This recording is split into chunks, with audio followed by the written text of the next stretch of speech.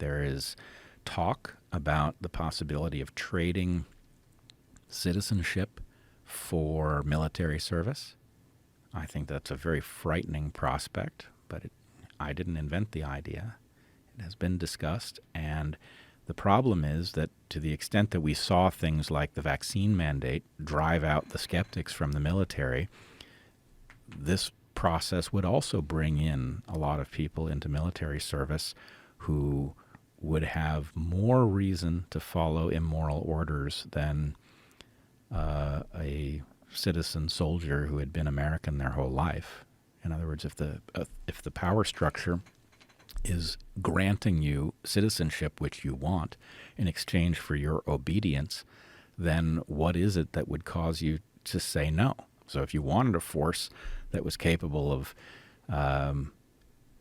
acting on behalf of tyranny against Americans, then a force that doesn't have a deep history with the rights of being an American, that doesn't have a long-standing allegiance to people within the country, that force would be potentially more compliant, and that worries me. That should worry you. Hello, welcome to Bentley's Backwoods Bushcraft. This is Richard, and I got to do this. Just got to do it.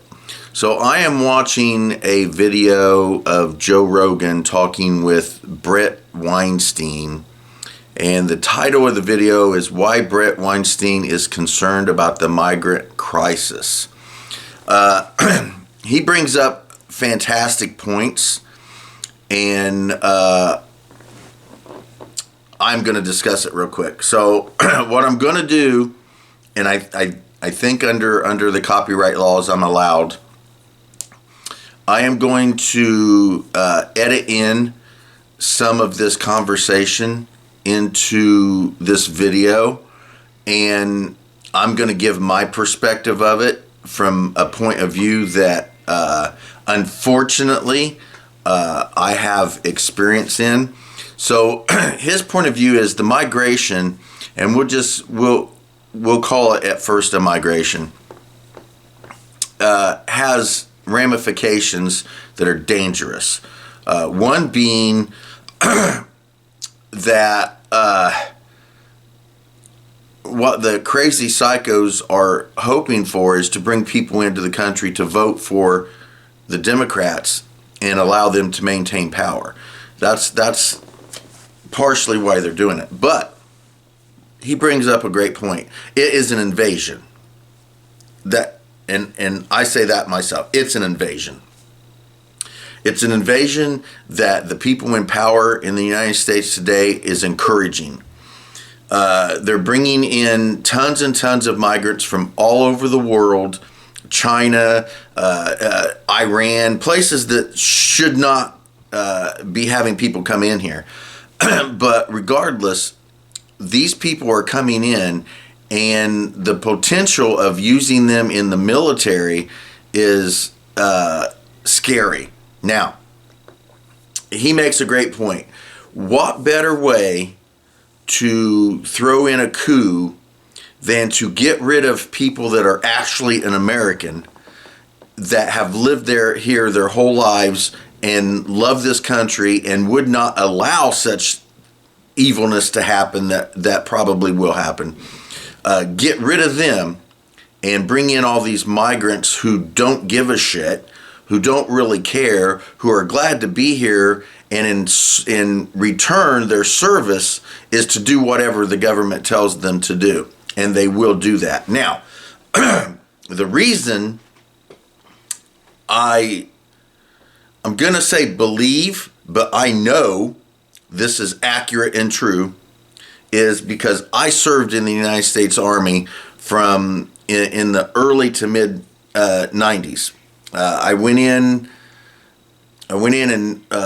May of 92, and I got out in September of 95. I served in the United States Army. I was airborne artillery. I went to Fort Sill, Oklahoma for my basic training in AIT. I went to Fort Benning, Georgia for jump school, and then I went to Fort Bragg, North Carolina, where I did my time. Anyway, there were several things that I did while in the Army that are not commonly known about. I was involved in a occurrence in the later part of my military service.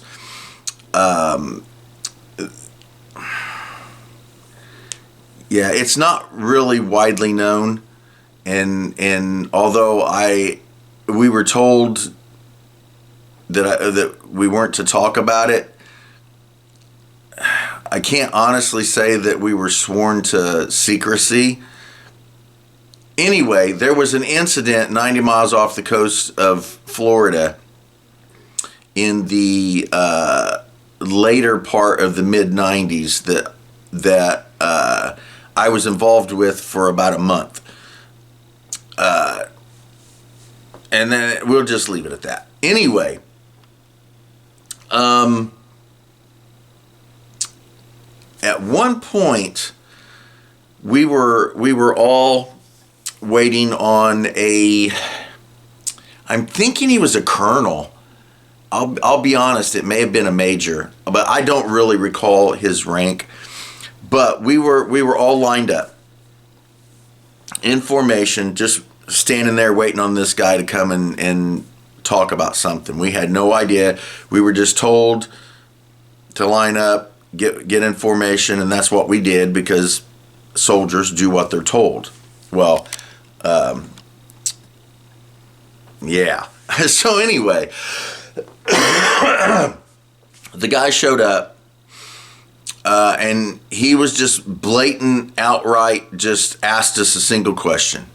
So if he was to, right then and there, order us to go into Fayetteville, which is a town just outside of Fort Bragg, if he ordered us to go into Fayetteville and arrest and confine and ransack, he didn't actually say ransack, but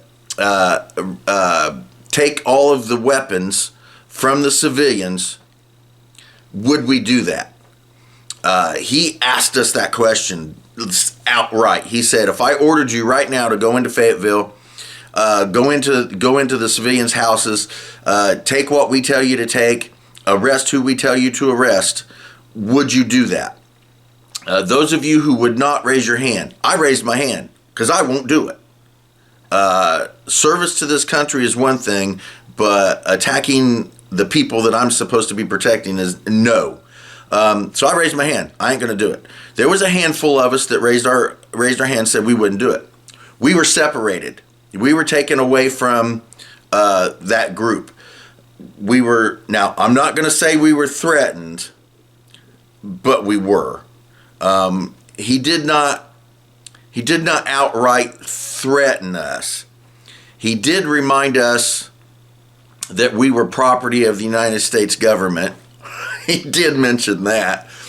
And that any order given was to be obeyed. He did place... I'm just going to be honest. In my view, he threatened us. All right? It was an outright threat of what would happen to us if we did not do as we were told. I'm going to tell you, I felt like we were being threatened. He did not actually come out and threaten to shoot us or threaten to put us in prison. He did mention prison, but he didn't threaten to put us there. He just had a conversation with us about what could happen if we did not obey a direct order. Let's just say we got the message, plain and simple. We got the message.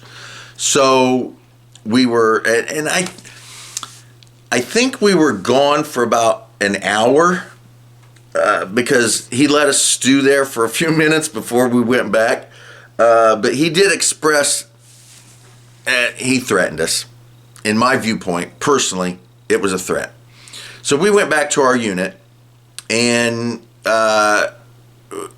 we lined back up, and he came back in, and he said the exact same thing. He gave us the same speech, and he asked who would not do that. Not one of us raised our hands. And I'll be honest, I did not raise my hand. Now, I will say this. I wouldn't have done it, but I wasn't stupid enough to tell him twice. All right, we'll just say that. I wasn't stupid enough to tell him I wouldn't do it a second time. But anyway, yeah, I think, my personal opinion, I think that this invasion is because of people like me. We said no, we would not do it. And I'm pretty sure there was a lot of other people that would not admit to it that wouldn't have done it either. I'm sure there were a few of them that wouldn't have done it and just didn't say anything because they kind of knew better in the first place. How many in your unit? Just your specific unit? Was it like 3, 4, 5? Well, there were 72 people in our unit. How many raised their hands? Less than a dozen. So let's just say 10 guys in every, Yes. Yes, basic training group says that. And how many basic training groups are there in a year? Yeah, exactly. This happened well into, yeah. Honey. So my point is, that's going to add up quick. It is going to add up quick. It is going to add up quick. So there was probably enough of us that openly said I would not do that, that it might have scared them. Or at least made them conscious that, hey, yeah, we got a problem. When we're getting ready to do this. When we're getting ready to do it, we got a problem because sure we take care of this person's going to need to, they're going to be on the wrong side of the... Well, we know we've got a percentage. Yeah. So I'll be honest, I did not raise my hand the second time. None of us did. We all felt threatened, and I'm not going to lie. We all felt threatened. We all knew what was being told to us. We all knew that if we raised our hand a second time, there was going to be some shit, and I mean some shit. So, but he already knew that there was enough of people in my unit that, there would have been problems. And I'm sure that it happened in other units because it wasn't just our unit they did this to. They did it to everybody. So, yeah, I truly think that bringing these migrants into this country is a way to get fresh slaughtered meat for the slaughter that isn't going to argue and that isn't going to say, hey, that's not cool, I ain't doing that. And again, it was, I'm trying to remember, I can't honestly remember. I got out in 95. I think it probably happened in either 94 or 95. So I was about ready to get out anyway, and after that, that was a good indicator that I really probably didn't need to stay in the military. Because I'll be honest, when he said that to us, and I'm not the only one that thought this. Afterwards, when we went back to the barracks and we were talking amongst ourselves, we were deathly afraid. Honestly, we were terrified that they were going to come to us within a week or two and tell us to do that. I mean, we seriously thought that was going to happen. They were prepping you for they thought, yes. But then that incident happened. Right. And so they knew about that incident ahead of time. Yes, we all went to Wilmington for a month and was loading up all those Navy ships. I'm telling you, it scared the fuck out of us. So anyway, and there I said a little bit about, oh well, I guess it's not a big secret. I'm sorry, yeah. honey, I'm still trying to. I wasn't No, that's fine. Going to Wilmington and loading up all the Navy ships. We flat out took everything off of Fort Bragg. I mean, there was not a freaking weapon. There wasn't a truck. There wasn't anything left on Fort Bragg when we did that. We loaded for a solid month. We worked 24/7 and loaded every fucking thing Fort Bragg had onto Navy ships off of Wilmington. And yeah, anyway. So we really thought that this shit was happening, and we were gonna start attacking our own people. We really thought that was gonna happen. So anyway, what this guy is saying, I happen to not only agree with, but from my experience, I think he's absolutely correct. I think that they're bringing in people, younger men of military age, so that they can fluff and pack the military because COVID got rid of a lot of people who refused to take the shots and all that. And I think that was part of it. They were trying to shove out people that were going to argue. And I wasn't in during that because I wouldn't have taken the vaccine either. I would have gotten out of the military. But I think that COVID was partially designed to get rid of quote unquote troublemakers. I don't call them troublemakers. I call them Americans. But they would call them troublemakers or instigators or whatever. But I think that was partly the reason to get rid of people was for that. And also, I think this migration thing is also for that too. So anyway, thought I would just throw that out real quick. I will probably take a little snippet from this video and add it in. I don't know if I will or not, but if you see it in the video, I'm sure that it's covered under the copyright, the usable for educational purposes and stuff to that nature. But if not, the title of it is Why Brett Weinstein is Concerned About the Migrant Crisis. And dude,